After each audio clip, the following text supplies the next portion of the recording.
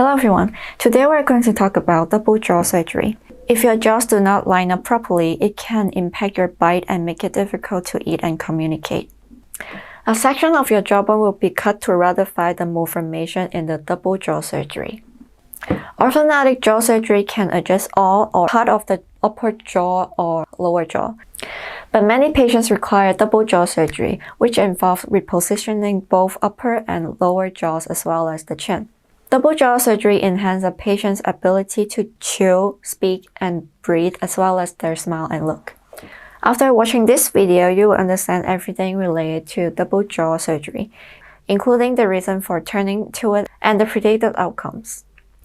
Our role today is to answer most of our questions regarding double jaw surgery.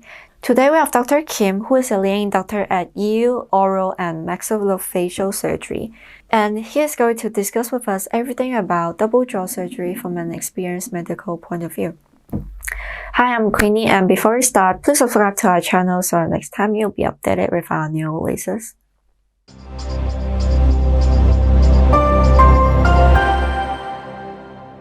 Hello, Dr. Kim, how are you? Hello, nice to meet you.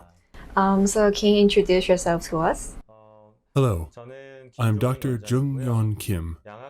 I specialize in double jaw surgery and facial contouring surgery.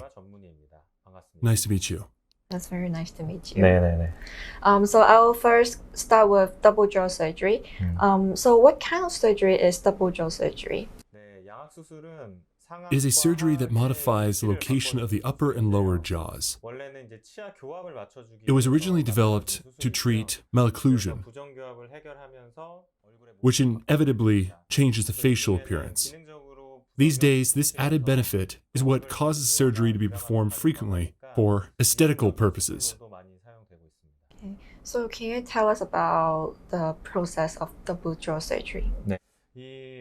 Double jaw surgery cases can be classified into those that require orthodontic consulting and those that do not.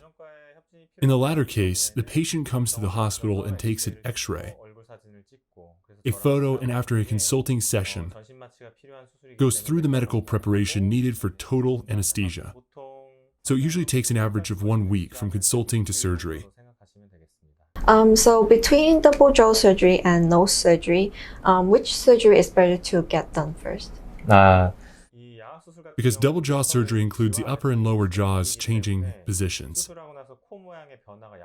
The shape of the nose can change slightly after surgery, so if you're considering doing them both, it is better to do double jaw surgery first and the nose surgery later.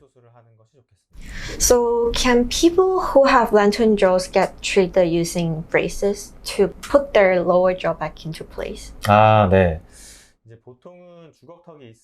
is commonly known that double jaw surgery is required when you have lantern jaws, but some of them do not require surgery. However, not only is it very rare, it is also very hard to tell unless you are a specialist. These cases are when the malocclusion makes the lower lips appear as though there is a jaw protrusion, when in fact it isn't. In such cases, braces are enough to solve the problem. Most cases do require surgery, however. Okay. So for our last question for double jaw surgery, we know double jaw surgery requires cutting bones. So is it a dangerous surgery? And what is the level of pain that we can get from the surgery? Yes, it is true that double jaw surgery is a very major and demanding surgery.